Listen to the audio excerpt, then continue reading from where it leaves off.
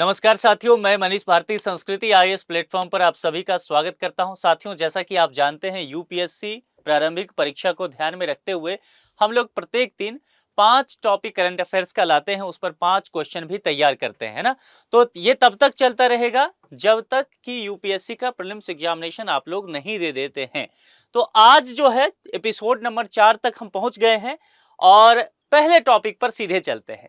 देखिए, सिंधु घाटी को लेकर के लगातार जो है कहीं ना कहीं चर्चा में ये चीजें बना हुआ रह रहा है।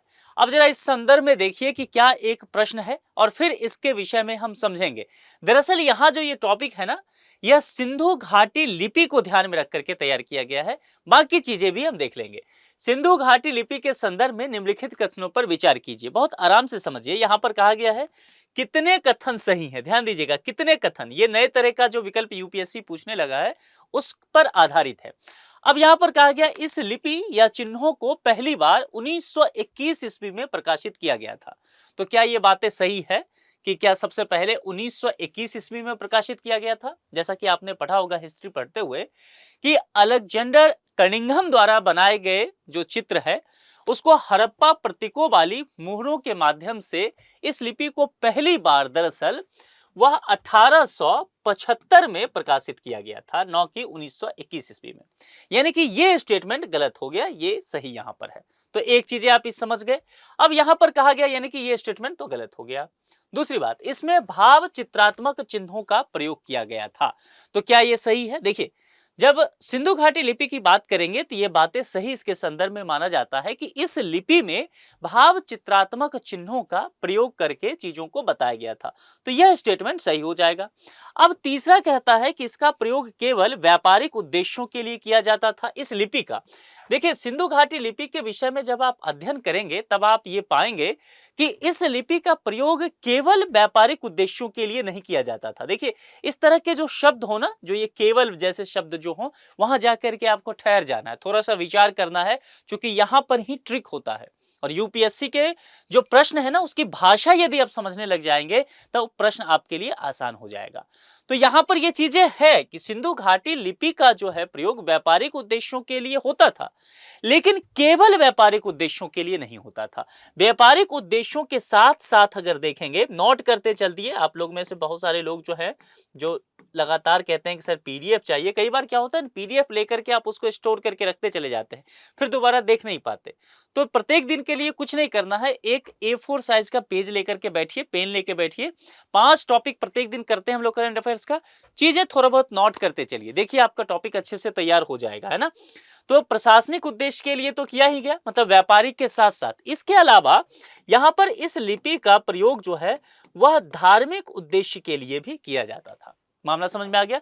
तो ये स्टेटमेंट जो है अधूरा है, ठीक है। और इस हिसाब से देखें, इस प्रश्न के हिसाब से, तो हम अधूरा को भी गलत ही मानेंगे, तो यह सही होगा, ठीक है।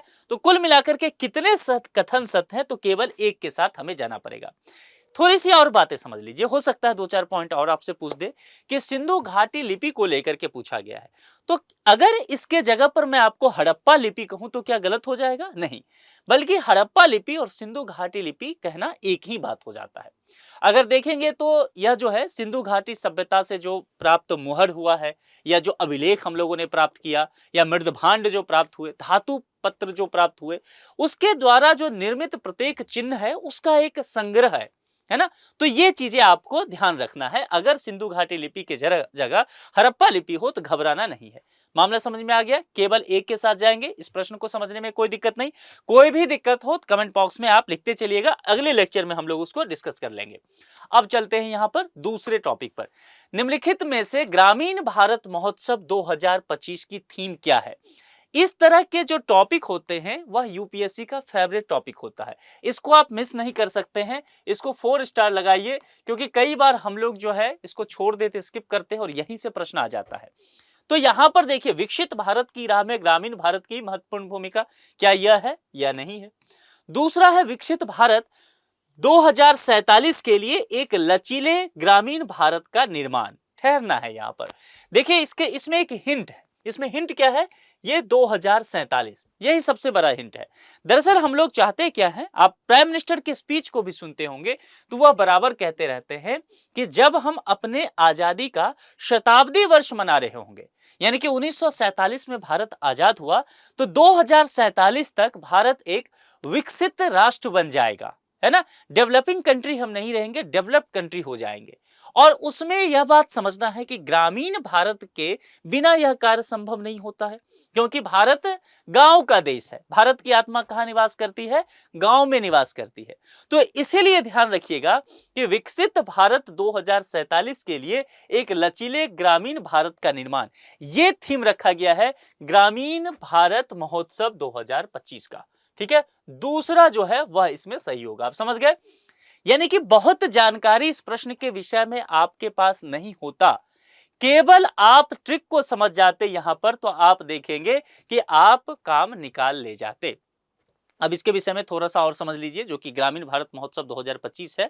देखिए, इसका आयोजन जो है, जैसा कि आप जानते हैं, जो भारत मंडपम आपने सुना है, नया बना था जब G20 का मीटिंग हुआ था उस समय।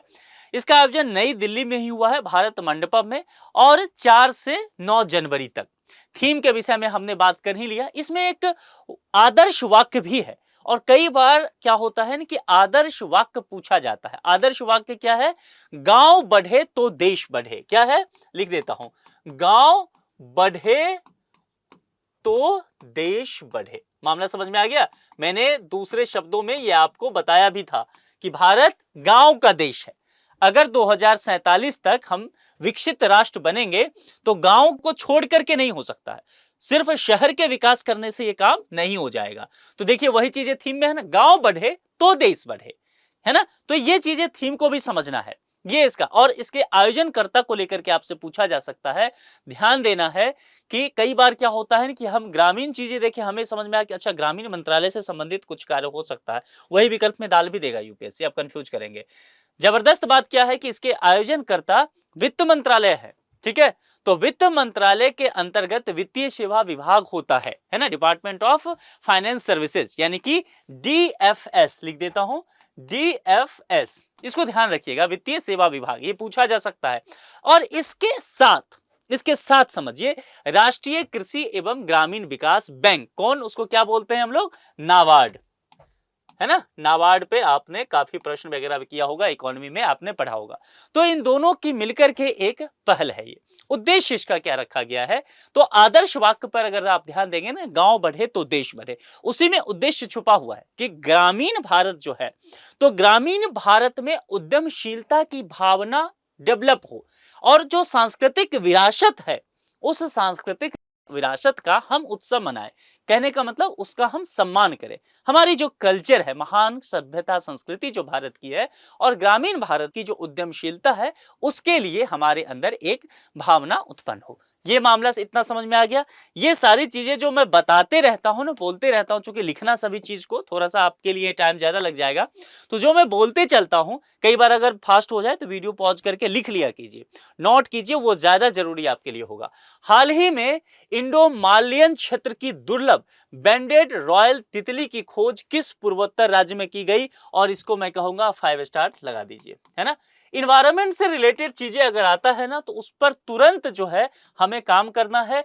और यहां पर हिंट भी है, पूर्वोत्तर राज्य को लेकर के बात किया गया है, यानी कि जो 7 सिस्टर्स हैं हमारे, उसको लेकर के आपसे यहां पर पूछा गया है। और क्या कहा गया है, ध्यान दीजिएगा, बैंडेड रॉयल तितली, इसको लेकर के। ठीक है, देखिए यहां पर एक बात समझ लीजिए कि आपको स्पष्ट रूप से हिंट दे दिया है पूर्वोत्तर राज्य में, तो 7 सिस्टर्स पे हम चलते हैं। देखिए, यह जगह जो है वह त्रिपुरा में पड़ता है। त्रिपुरा काफी चर्चा में भी रह रहा है, क्योंकि बांग्लादेश के साथ जो अभी ये बॉर्डर साझा करता है, और बांग्लादेश में जो इशू चल रहा है, उसको लेकर के त्रिपुरा में लगातार जो है एक तरह से मामला खराब वहां पर भी बॉर्डर पर होता जा रहा है। तो त्रिपुरा चर्चा में रहने वाला राज्य है।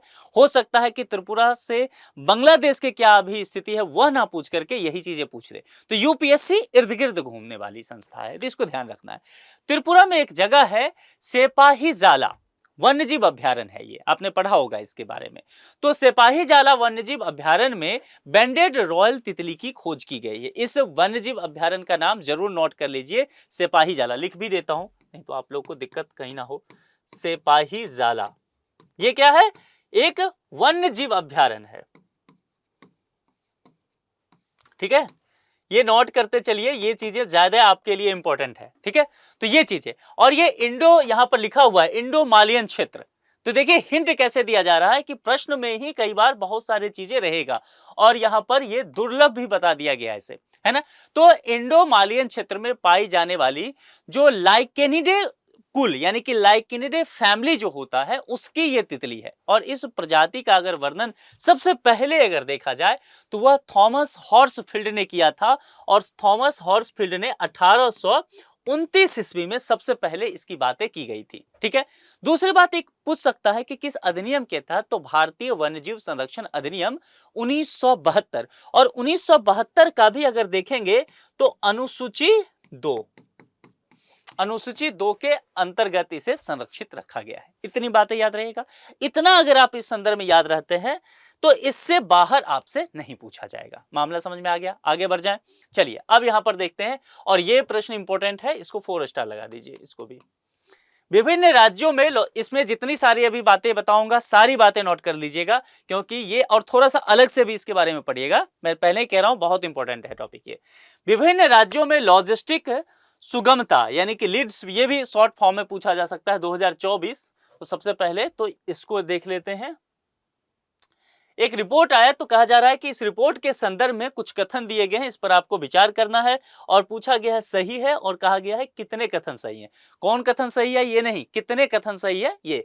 ठीक है, यहां पर है कि इसे पहली बार वर्ष 2020 में जारी किया गया था। देखिए सबसे पहले समझ लीजिए, ये जो लॉजिस्टिक सुगमता की बात की गई है, जो इसके कहा जा रहा है कि पहली बार यानी कि पहले संस्करण की आपसे बात की जा रही है। दरअसल इसका पहला संस्करण जो है 2020 में जारी नहीं किया गया था, वह 2018 में जारी किया गया था। तो यह स्टेटमेंट पहले ही गलत हो जाएगा, इसको ध्यान रखना है। अब दो चीजें और यहां पर आपसे पूछा गया है कि लैंडलॉक राज्यों में, ध्यान देना है क्या क्या बातें हैं। लैंडलॉक राज्यों में हरियाणा, उत्तर प्रदेश और उत्तराखंड अचीवर्स श्रेणी में है। मैं बताऊंगा, अभी घबराना नहीं है, समझते चलिए पहले। फिर कहा गया है कि तटीय राज्यों में केरल, पश्चिम बंगाल एस्पायरर्स श्रेणी में शामिल हैं। तो ये दो स्टेटमेंट है। अब इस दो स्टेटमेंट को समझने के लिए हमें कुछ बातों पर पहले विचार करना पड़ेगा। देखिए डाटा संचालित यह जो सूचकांक है भारत के राज्य और भारत के राज्य के अलावा जो केंद्र शासित प्रदेश हैं, उन सभी के लिए लॉजिस्टिक प्रदर्शन का मूल्यांकन करने का काम करता है। ये बात पहली बात समझ में आ गया। अब यह है कि यह परिकल्पना कहां से आया, तो इस परिकल्पना की बात जो की गई ना, वह वर्ल्ड बैंक, ठीक है, वर्ल्ड बैंक के जो लॉजिस्टिक प्रदर्शन सूचकांक है यानी कि एलपीआई, ये आप लोगों ने पढ़ा होगा ना इकोनॉमी में, एलपीआई है ना। तो ये एलपीआई जो है लॉजिस्टिक परफॉर्मेंस इंडेक्स जिसको आप बोलते हैं, उसके तर्ज पर ही रखा गया है। ठीक है, और इसमें राज्यों का कैटेगरी बांट दिया गया। मैंने कहा जितने भी राज्य हैं उन राज्यों को अलग अलग कैटेगरी में बांट दिया गया। खास करके देखेंगे तो वह 3 कैटेगरी कर दिया गया। एक कहा गया कि वह अचीवर्स होंगे, कुछ राज्य अचीवर्स हो गए यानी कि जो टारगेट है उसको पूरा कर चुके हैं। दूसरी फास्ट मूवर्स हो गए यानी कि तेजी से उस टारगेट की तरफ बढ़ रहे हैं। और तीसरा क्या होगा, एस्पायर्स होगा, जिनके अंदर यह महत्वाकांक्षा है कि मुझे यह प्राप्त करना है। मामला समझ में आ गया। 3 श्रेणी हो गया सबसे पहले, तो यहां लिखा हुआ अचीवर्स, एस्पायर्स और तीसरा मैंने क्या कहा, फास्ट मूवर्स। तो ये 3 श्रेणी। अब ये तो हो गया कि श्रेणी हो गया, बाकी राज्यों को अलग अलग हिसाब से बांट दिया। क्योंकि भारत की भूमि की अगर चर्चा करेंगे तो विशाल भूमि भारत अलग अलग क्षेत्र में बटा हुआ है। यहाँ बहुत सारे ऐसे राज्य हैं जो कि तटीय राज्य हैं, बहुत सारे ऐसे राज्य हैं जो लैंडलॉक हैं। लैंडलॉक कहने का तात्पर्य है, प्रश्न में भी कहा गया है, लैंडलॉक कहने का अगर तात्पर्य देखेंगे तो ऐसी राज्य जिसका सीमा रेखा समुद्र से नहीं सटता है। जैसे कि बिहार को लेकर के काफी चर्चा रहा, बिहार के मुख्यमंत्री नीतीश कुमार जी ने इसको लेकर के चर्चा किया कि बिहार में इन्वेस्टमेंट नहीं आ पाता है, बिजनेस नहीं आ पाता है। इसकी वजह क्या है, ये लैंडलॉक स्टेट है। मामला समझ में आ रहा है। इसके लिए अलग से भी बातें की गई है। इसके अलावा एक चीज है हमारे यहाँ पूर्वोत्तर राज्य को लेकर के। पूर्वोत्तर राज्य में जो 7 सिस्टर्स हैं प्लस एक छोटा सा भाई है उसका सिक्किम, तो ये 7-8 राज्य जो हैं, इसकी अलग तरह की कहानी है, उसकी अलग समस्या चुनौती है, तो उसके लिए अलग से व्यवस्था है। ठीक है, और इसके अलावा जो पूर्ण राज्य है उससे अलावा हमारे पास क्या है, यूटी है, यूनियन टेरिटरी, केंद्र शासित प्रदेश। तो इस हिसाब से देखेंगे तो इस रिपोर्ट में भारत के जो राज्य हैं और केंद्र शासित प्रदेश हैं उसको 4 अलग अलग भागों में, समूहों में वर्गीकृत कर दिया है। यह मामला समझ में आ गया, इतना चीजें समझ में आ गया। अब यहां पर हम चलते हैं तो आपको समझ में आएगा। लैंडलॉक राज्य की बात करते हैं। मैंने क्या कहा कि 4 अलग अलग चीजों में डिवाइड किया गया है राज्यों की स्थिति के हिसाब से, तटीय राज्य, लैंडलॉक राज्य, पूर्वोत्तर राज्य और केंद्र शासित प्रदेश। तो सबसे पहले जरा हम लैंडलॉक राज्य की तरफ चलते हैं और श्रेणी क्या है उसमें, अचीवर्स है, एस्पायर्स भी है और एक फास्ट मूवर्स भी है, ये तीनों। देखिए लैंडलॉक राज्य जो है उस पर जरा ध्यान रखिए। भारत में कितने राज्य आपको लैंडलॉक लगता है? जैसे कि हरियाणा आप कहेंगे कि भाई वो भी लैंडलॉक है, समुद्र से तो नहीं उसका सीमा रेखा है कहीं। तेलंगाना की स्थिति भी यही कहेंगे, जब से आंध्र प्रदेश से बंटवारा हो गया 2014 के बाद तो वो भी लैंडलॉक हो गया। उत्तर प्रदेश के बारे में क्या ख्याल है? वह भी है, उत्तराखंड भी है, इसके अलावा बिहार भी है, इसके अलावा हिमाचल प्रदेश को लेकर कहेंगे, मध्य प्रदेश भी है, राजस्थान भी आप कहेंगे, छत्तीसगढ़ वह भी लैंडलॉक है और झारखंड, बिहार के बगल में झारखंड भी लैंडलॉक है, उड़ीसा फिर समुद्र से सटा हुआ है। तो इतने राज्य जो है हमारे पास लैंडलॉक स्टेट पड़ता है। अब इसको श्रेणी में बांटते हैं। देखिए अचीवर्स श्रेणी में की बात करेंगे, यहां मैं थोड़ा सा कोशिश करता हूं थोड़ा ऐसे बना दूं चार्ट, तो थोड़ा ये हो गया, अचीवर्स को लेकर के बात करेंगे, ठीक है, तो आपको थोड़ा सा समझ में आ जाएगा। ये जो है फास्ट मूवर्स की बात की जाएगी, ठीक, और फास्ट मूवर्स के अलावा मैंने कहा कि कुछ ऐसे स्टेट हैं जो महत्वाकांक्षा जिनके अंदर है, एस्पायर्स उनके अंदर है, वो आगे तेजी से बढ़ रहे हैं। तो अचीवर्स श्रेणी में कौन कौन से स्टेट हैं इसको जरा देखते हैं। ये लैंडलॉक स्टेट की बात मैं कर रहा हूं। इसमें रखा गया है जैसे हरियाणा को, इसमें अगर देखेंगे तो अचीवर्स में तेलंगाना भी है, इसके अलावा आपको इसमें यूपी भी है और इसके अलावा यूके भी है, यानी कि उत्तराखंड, उत्तर प्रदेश भी है। फास्ट मूवर की अगर चर्चा करेंगे तो बिहार को इसमें शामिल किया गया है कि बिहार तेजी से आगे बढ़ रहा है। हिमाचल प्रदेश को इसमें शामिल किया गया है अगर आप पर्वतीय राज्यों की बात करेंगे। इसके अलावा आप इसमें मध्य प्रदेश को भी, भारत का हृदय कहते हैं मध्य प्रदेश को, तो एमपी भी इसमें शामिल है और फिर पंजाब को भी इसमें शामिल किया गया है और इसके अलावा पश्चिमी राज्य राजस्थान को भी शामिल किया गया कि तेजी से उस टारगेट की तरफ बढ़ रहे हैं। एस्पायर्स में अगर देखेंगे स्टेट में तो 2 स्टेट इसमें रखा गया है, एक सीजी का मतलब छत्तीसगढ़ और दूसरा जो है बिहार का पड़ोसी झारखंड को इसमें रखा गया है। इतना मामला समझ में आ गया। ये कौन से स्टेट हैं? लैंडलॉक। लैंडलॉक जो स्टेट हैं उनका वर्गीकरण, उनके अंदर जो है ये चीजें हैं। ये मामला समझ में आ गया ना? चलिए जरा आगे देखते हैं, तटीय राज्य को लेकर के देखते हैं। तटीय राज्य में भी ऐसे ही बना लीजिए, अचीवर्स तटीय राज्य, ठीक है। क्योंकि वर्गीकरण मैंने क्या कहा 4 में हुआ था, एक लैंडलॉक, एक जो है तटीय राज्य को लेकर के देखेंगे, फिर एक हम पूर्वोत्तर पे चलेंगे और फिर हम एक देखेंगे कि जो यूटी है, केंद्र शासित प्रदेश है, इसमें भी अचीवर्स होगा, इसमें भी क्या होगा, फास्ट मूवर्स होगा और इसमें भी हम देखेंगे जो एस्पायर्स जो स्टेट है उसको भी देखेंगे, ठीक है। तो यहां तटीय राज्य अपने दिमाग पे लाइए। भारत के जो आप जो ये है इस हिस्से पे चलिए, जो प्रायद्वीपीय भारत है वहां चलिए, यानी कि पूर्वी घाट पे चलेंगे हम और कहां चलेंगे, पश्चिमी घाट पर। तो यहां हम मूव करेंगे, यहां के जो स्टेट होगा उसको लेकर के हम बात करेंगे। तो यहां से शुरू करें, अगर देखिएगा अचीवर्स में तो गुजरात को अचीवर्स में रखा गया। गुजरात में तेज विकास हुआ है तो गुजरात जो है इसको आप शामिल कर लीजिए, अचीवर्स में हो गया। गुजरात के अलावा कर्नाटक आप यहां देखेंगे, कर्नाटक, महाराष्ट्र को भी इसी में रखिए तो कर्नाटक भी आपको दिखेगा, महाराष्ट्र भी इसी में शामिल हो जाएगा। इसके अलावा ओडिशा, फिर आप पूर्वी घाट पे आ जाइए तो ओडिशा भी आपको इसमें शामिल कीजिए और फिर आप नीचे से चलिए दक्षिण में तमिलनाडु भी। ये सभी आप देखेंगे तो टारगेट को अचीव कर लिया। फास्ट मूवर्स में इसमें 2 राज्यों को रखा गया है, एक जो आंध्र प्रदेश है ना, और आंध्र प्रदेश के अलावा कहा गया है गोवा के लेकर के, ये बात है यहां पर। और जो एस्पायर्स कहा गया है तो उसमें यहां पर एक जो है वह आपको यहां से दिखेगा वे ऑफ बंगाल से, तो वेस्ट बंगाल, और दूसरा जो है आपको यहां पर पश्चिमी घाट से दिखेगा नीचे से, वह केरला है, ठीक है। तो ये हो गया, मामला समझ में आ गया, तटीय राज्यों की स्थिति समझ गए। कुल मिलाकर के चीजें आपने देख लिया कि मुख्य जो था हमने दोनों का देख लिया, एक लैंडलॉक स्टेट का, एक जो है तटीय राज्य का हमने देख लिया। अब जरा हम प्रश्न पे लौट के आ जाए कि प्रश्न में हमसे क्या पूछा गया था, मुख्य बातें, या हमने सारी चीजें पढ़ लिया ना। अब देखिए यहां पर पहले तो मैंने कह दिया था कि 2020 नहीं 2018 होगा, ये पहली बार जो प्रकाशित किया गया। मैंने लैंडलॉक राज्यों की बात किया था कि लैंडलॉक राज्यों में अचीवर्स श्रेणी में जो रखा गया था वो हरियाणा उत्तर प्रदेश और उत्तराखंड। क्या इसको रखा गया था? तो जवाब है कि हाँ, आपको यहां पर आपने देखा कि लैंडलॉक में देखिए हरियाणा, उत्तर प्रदेश और उत्तराखंड शामिल है। ऐसे अगर बनाएंगे तभी इस चीज को समझ पाएंगे आप, और ऐसा ही पूछेगा तो ये स्टेटमेंट सही हो गया। आइए, तटीय राज्यों में केरल और पश्चिम बंगाल का श्रेणी भी देखना है। एस्पायर्स श्रेणी में ये शामिल है। चलिए देखते हैं, तटीय में आते हैं। तटीय में यहां पर देखेंगे तो पश्चिम बंगाल और केरला दोनों शामिल है ना।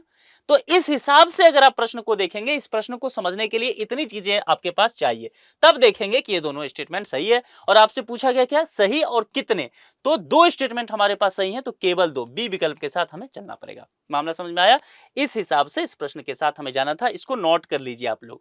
चलिए अब 5वें टॉपिक पर आते हैं। आज का 5वां प्रश्न भी हमारे लिए यही होने वाला है।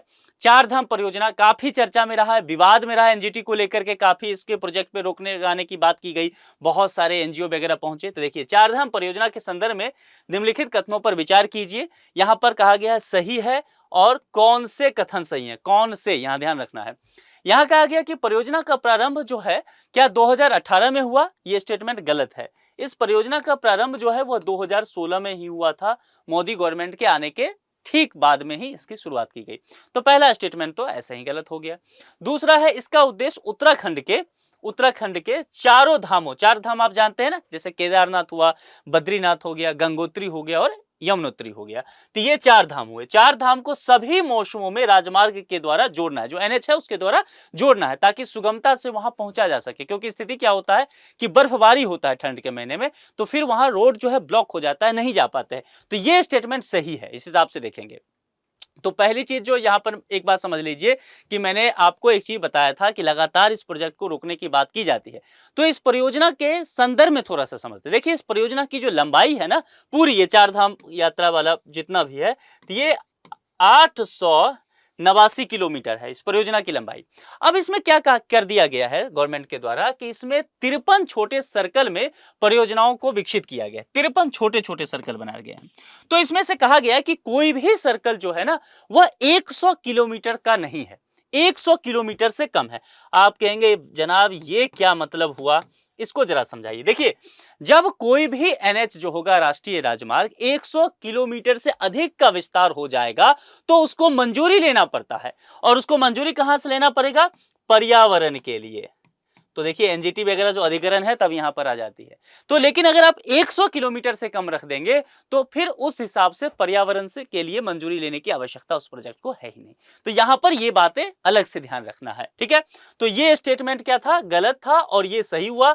तो यहां पर पूछा गया कौन सा कथन जो है वह सही है, कौन सा, ध्यान रख, कितने नहीं। तो अगर कितने से होता तो ये जवाब हो जाता, कौन सा है तो ये जवाब होगा। इसलिए कहता हूं विकल्प को सही समझना है। तो यहां पर हमने ये भी देख लिया कि बी विकल्प के साथ हमें जाना है, दूसरा सही है। आज का यह प्रश्न अब अंत में आपके लिए, इसका जवाब आपको कमेंट बॉक्स में लिख करके देना है। हड़प्पा किस नदी के किनारे अवस्थित है? हड़प्पा किस नदी के किनारे अवस्थित है? लोकेशन को लेकर पूछा गया, व्यास, सतलज, रावी या फिर घग्गर। तो ये चार विकल्प में से कोई एक सही होगा। जो भी विकल्प आपको सही लगता है कमेंट बॉक्स में लिख करके जरूर बताइए। आपको हमारा प्रोग्राम कैसा लगता है यह भी बताइए। आपको लगता है कि इसमें कुछ और आपके लिए जोड़ दिया जाए, कुछ और चीजें आपको दिया जाए ताकि आपके लिए बेहतर चीजें हो जाए, तो वह भी आप कमेंट बॉक्स में लिख करके जरूर बताइए। अपने दोस्त यारों के साथ लेक्चर को साझा कीजिए, बताइए कि भाई जब तक प्रीलिम्स नहीं होगा हम लोग करंट अफेयर्स को क्वेश्चन के माध्यम से सॉल्व करने वाले हैं। इससे क्या होगा कि टॉपिक की तो समझ हो ही जाएगी, प्रश्न का भी प्रैक्टिस हो जाएगा कि किस तरह के प्रश्न आ सकते हैं उस टॉपिक पे, ताकि याद आपको ज्यादा रहे। तो आज के इस लेक्चर में इतना ही। अपना बेहद ख्याल रखिए। बहुत बहुत शुक्रिया। Thank you so much.